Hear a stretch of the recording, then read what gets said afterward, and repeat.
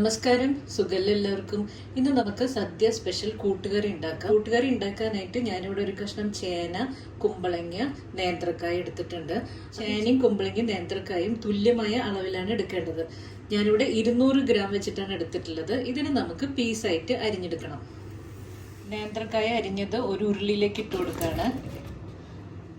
ചേന അരിഞ്ഞെടുത്തത്, കുമ്പളങ്ങ അരിഞ്ഞത്, ഇതെല്ലാം ഈ ഒരു വലിപ്പത്തിലാണ് അരിഞ്ഞിട്ടുള്ളത്. ഇനി ഇതിലേക്ക് കുറച്ച് പൊടികൾ ചേർത്ത് കൊടുക്കണം. 1/2 ടീസ്പൂൺ മഞ്ഞൾപ്പൊടി ഇട്ട് കൊടുക്കുന്നുണ്ട്. 1 ടീസ്പൂൺ മുളക് പൊടി, 1.5 ടീസ്പൂൺ കുരുമുളക് പൊടി ഇട്ട് കൊടുക്കുന്നുണ്ട്. ഇപ്പൊ ഈ കറിയിൽ നമുക്ക് കുരുമുളകിന്റെ ടേസ്റ്റാണ് മുന്നിലേക്ക് നിൽക്കുക. അപ്പൊ ഞാനൊരു 1.5 ടീസ്പൂൺ ഇട്ട് കൊടുത്തിട്ടുണ്ട്. 3/4 ടീസ്പൂൺ ഉപ്പ് ഇട്ട് കൊടുക്കുന്നുണ്ട്. ഇനി ഈ കഷ്ണങ്ങൾ വേവാൻ ആവശ്യമായിട്ടുള്ള വെള്ളം ഒഴിച്ചു കൊടുക്കാം. ഇനി മുങ്ങിക്കിടക്കത്തക്ക രീതിയിൽ വെള്ളം ഒഴിച്ചിട്ടുണ്ട്. ഇനി നമുക്കൊന്ന് വേവിച്ചെടുക്കണം. ഇനി ഇതിലേക്ക് ആവശ്യമായിട്ട് നമുക്ക് കടലപ്പരിപ്പ് വേണം. അപ്പം ഞാനിവിടെ കടലപ്പരിപ്പാണ് ഉപയോഗിക്കുന്നത്. കടല ചേർത്ത് നമുക്ക് ഉണ്ടാക്കാവുന്നതാണ്. അപ്പം കടലപ്പരിപ്പ് ഒരൊറ്റ വിസിലിൽ കുക്കറിലിട്ട് വേവിച്ചിട്ടുള്ളതാണ്. അധികം വെന്തുടഞ്ഞു പോകാൻ പാടില്ല, അങ്ങനെ തന്നെ കിടക്കം വേണം.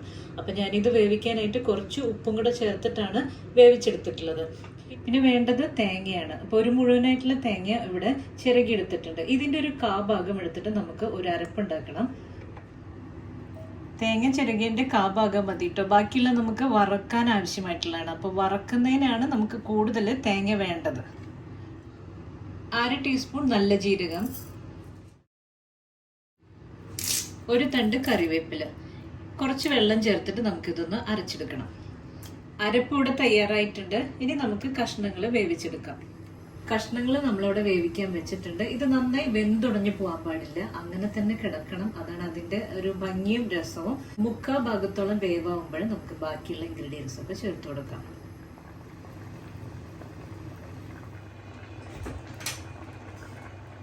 ഇപ്പൊ കഷ്ണങ്ങളൊക്കെ ഏകദേശം വേവായിട്ടുണ്ട്.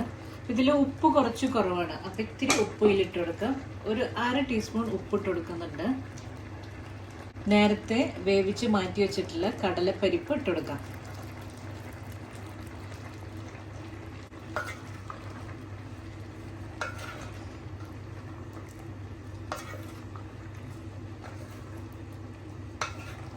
കൂട്ടുകറിയിൽ അല്പം മധുരം ഉണ്ടായിരിക്കും. അപ്പം ഞാനിവിടെ 1 ടീസ്പൂൺ ശർക്കര പൊടിച്ചത് ഇട്ട് കൊടുക്കുന്നുണ്ട്. ശർക്കരയും കടലപ്പരിപ്പും ചേർത്തിട്ട് 2 മിനിറ്റ് ഒന്ന് ഇതിനൊന്ന് വേവിച്ചെടുക്കാം. മധുരം ഇഷ്ടമില്ലാത്തവർക്ക് ശർക്കര ഒഴിവാക്കാം കേട്ടോ. പക്ഷെ ശർക്കരയും കൂടെ ചേരുമ്പോൾ നല്ല രുചിയാണ്. സദ്യക്കൊക്കെ ഒരല്പം മധുരം ഉണ്ടായിരിക്കും. ഇനി ഇതിലേക്ക് അരപ്പ് ഒഴിച്ചു കൊടുക്കാം. അരപ്പ് കൂടെ ചേർത്തിട്ട് 2 മിനിറ്റിനൊന്ന് തിളപ്പിച്ചെടുക്കണം.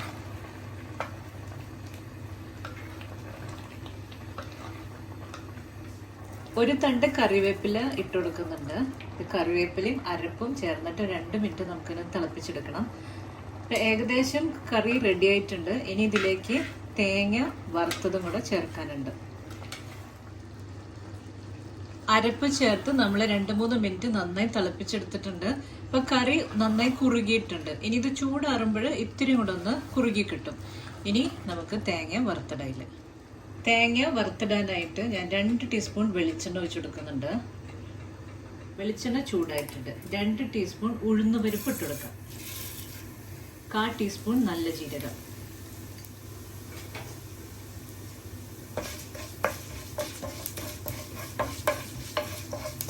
ഉഴുന്നുപരിപ്പിൻ്റെയൊക്കെ കളറ് മാറിയിട്ടുണ്ട്.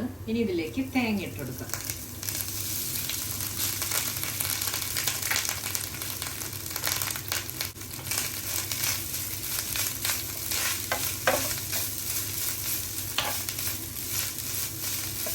ഒരു തണ്ട് കറിവേപ്പില. ഈ തേങ്ങയും കറിവേപ്പിലയും ചേർത്തിട്ട് നമുക്ക് നല്ല ബ്രൗൺ കളറാവുന്ന വരെ വറുത്തെടുക്കണം. സാധാരണ തേങ്ങ വറുക്കുന്നതിനേക്കാൾ കൂടുതൽ കുറച്ച് നേരം കൂടി ഇങ്ങനെ വറുത്തെടുക്കണം. അപ്പോൾ നല്ല ബ്രൗൺ കളറാവുന്ന വരെ വറുത്തെടുക്കാം. തേങ്ങ വറുത്തെടുക്കുക എന്നുള്ളതാണ് ഒരു ബുദ്ധിമുട്ടായിട്ടുള്ള ഒരു പണി. ഇവിടെ തീയെ കുറച്ചും കൂട്ടിയും ഒക്കെ ഇട്ടിട്ട് നന്നായിട്ട് ഇതൊന്ന് വറുത്തെടുക്കാം.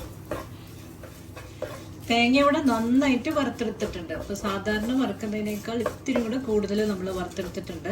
ഇനി ഇതിലേക്ക് ഒരു 1/4 ടീസ്പൂൺ കുരുമുളക് പൊടിച്ചതൊന്ന് വെതറിയിട്ട് കൊടുക്കാം.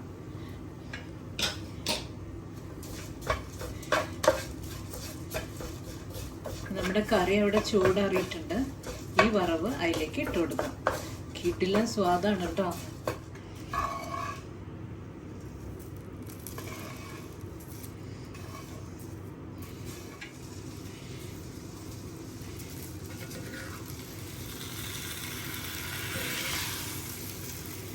ചൂടാറിയപ്പോൾ കറി നന്നായിട്ട് ഡ്രൈ ആയിട്ടുണ്ട്. അതിലെ ചാറൊക്കെ വറ്റിപ്പോയി. സദ്യ സ്പെഷ്യൽ കൂട്ടുകറിയോട് തയ്യാറായിട്ടുണ്ട്. എളുപ്പമല്ല ഉണ്ടാക്കാനായിട്ട്. എല്ലാവരും ഇതുപോലെ ഒന്ന് ഉണ്ടാക്കി നോക്കുക.